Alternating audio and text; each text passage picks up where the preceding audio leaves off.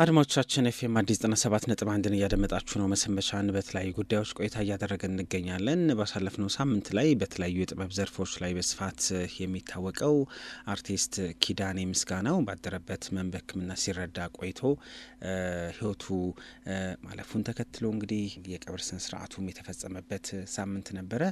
በጣም በርካታ አንጋፋ የእሱ የቅርብ ወዳጆች፣ አድናቂዎቹ፣ ቤተሰቦቹ በተገኙበት የሆነ ጉዳይ ነው። አሰልጣኝና ኪሮግራፈር እንዲሁም ደግሞ የውዝዋዜ አማካሪ ጭምር ነው አርቲስት ኪዳኔ ምስጋናው። በተለያየ ትላልቅ መድረኮች ላይ የውዝዋዜ ስራዎችን ከማቅረብ ሌሎችን ኪሮግራፊ ስራዎችን እስከ ማገዝ የዘለቀ ተሳትፎ አለው።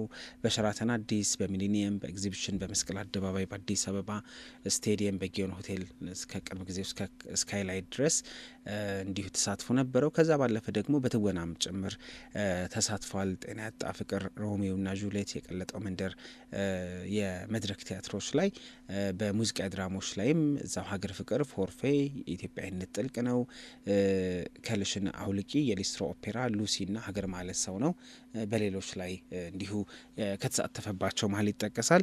የኪዳኔ ምስጋናው ህልፈትን መነሻ አድርገን ለ30 ዓመታት በላይ የዘለቀ ወዳጅነት ካለው የቅርብ ወዳጁ ከግርማ ተፈራ ካሳ ድምፃዊ ከእሱ ጋር አጠር ያለ ቆይታ እናደርጋለን። እንደው ኪዳኔን በሱ ውስጥ ብናስታውሰው ጥሩ ነው በሚል ነው ያገኘ ነው። ሰላም ግርምሽ፣ እንደምን አለህ? ጤና ይስጥልኝ ሰለሞን፣ እንደምን አላችሁ? ደህና ናችሁ ወይ? አለን ይመስገን። እየበረታህ እንደሆነ በዙሪያ ያሉትም እየበረቱ እንደሆነ ተስፋ አድርጋለሁኝ። እግዚአብሔር ይመስገን ደህና ነን። ምንም አንልም፣ እግዚአብሔር ይመስገን። ኪዳኔ ምስጋናው የሚለው ስም በኢትዮጵያ ኪነ ጥበብ ታሪክ ውስጥ በውዝዋዜና በሁለገብ የጥበብ አበርክተው የሚነሳ ነው እና ከአንተ ጋር ደግሞ ድምፃዊ ነህ፣ እሱ በውዝዋዜ ውስጥ አለ። ትውቃችሁ እንዴት ያለ ነበረ? እንግዲህ ከኪዱ ጋር የነበረን ጊዜ ኦልሞስት ከ30 ዓመት በላይ ከጓደኝነት ከዛ ወደ ወንድምነት ተቀየረ። ጓደኝነት ወንድም በቃ ወንድም የሆነኝ ወንድም ነው ኪዳኔ። ለእኔ ብቻ ሳይሆን ቤተሰብ በሙሉ እንደ አንድ የቤተሰብ አካል የምናየው፣ ሁላችንም በጣም የምንወደው የምናከብረው ወንድማችን ነው። ከኪዱ ጋር እንግዲህ ረጅም ጊዜ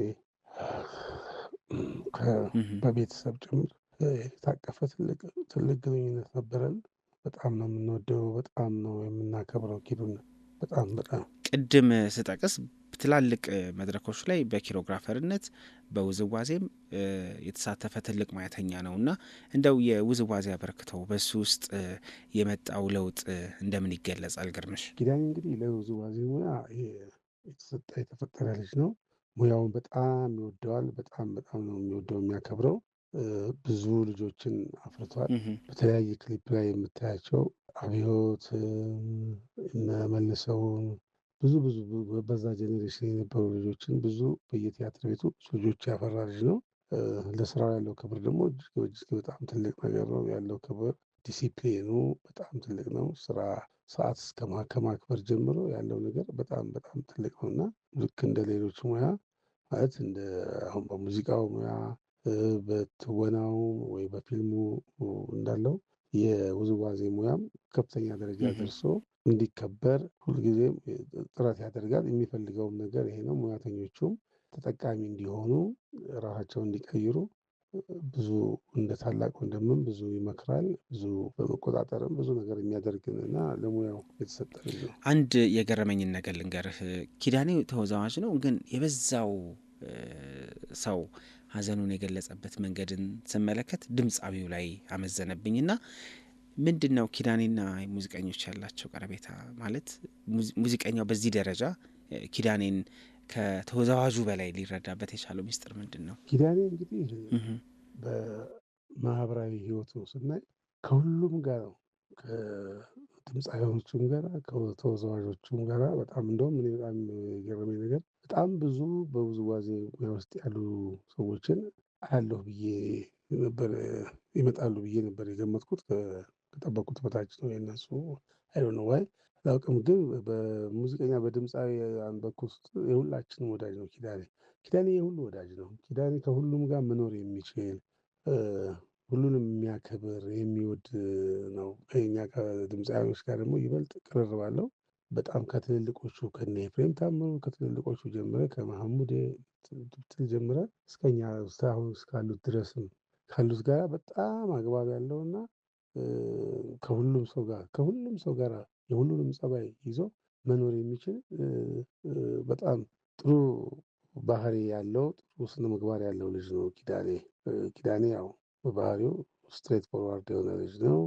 ወደኋላ ወይም ከማንም ሰው በኋላ የሚያወራው ነገር የለም። ሁሉን ነገር ፊት ለፊት የሚያወራ ፊት ለፊት የሚናገር ኮመንት ሲያደርግ ይሄን ብዬ ቀየመኝ ይሆን ይሄን ብዬ ምናምን የሚለው ነገር የለም።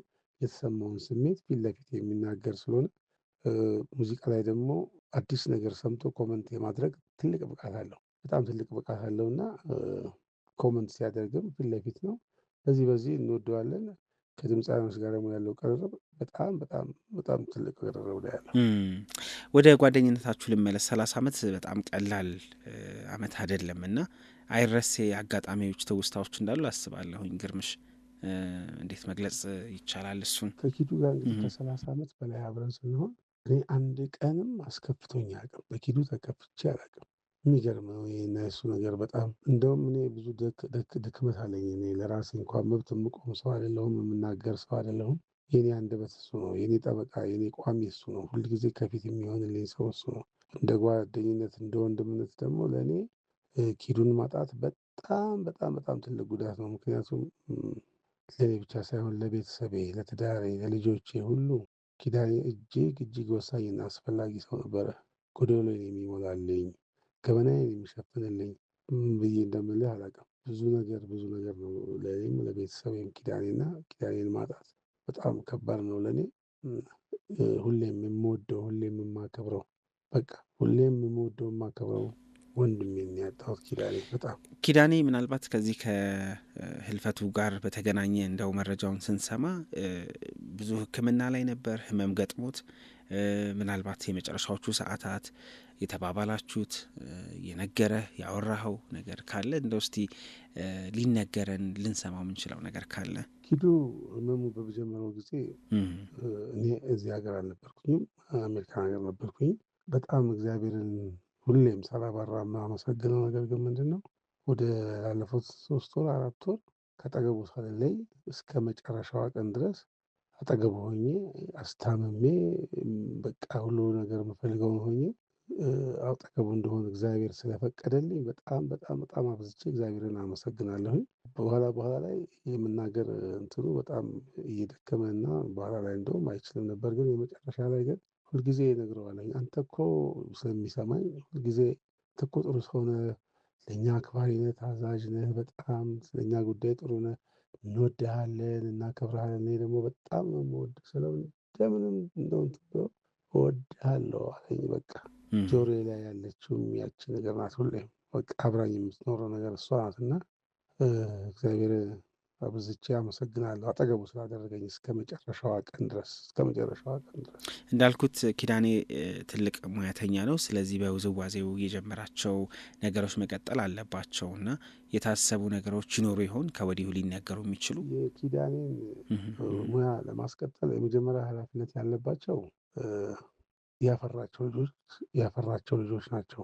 ያንን ነገር እነሱን ለሌሎች በማስተላለፍ የኪዳኔን ዓላማ ወይም የኪዳኔ የሚፈልገውን በሙያው የሚፈልገውን ነገር የማስቀጠል እሱ ያፈራቸው ልጆች ናቸው።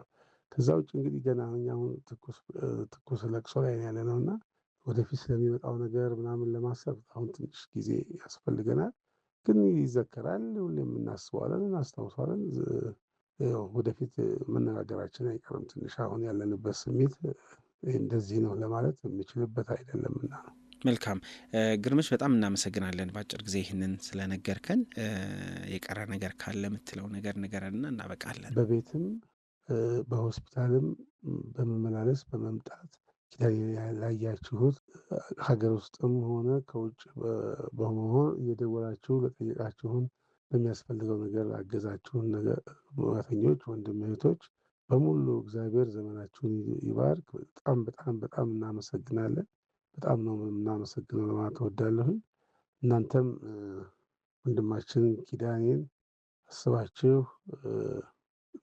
እንዲታወስ ስላደረጋችሁ ስለሱ እንድናወራ ስለሱ ሌላው ሰው እንዲያውቅ ስላደረጋችሁልን፣ ስላመቻቻችሁ በጣም እናመሰግናለን። በጣም ነው የምናመሰግነው። ቴንኪዩ። እሺ፣ መሰንበቻ አድማጮቻችን ይመለሳል። አብራችሁ ነው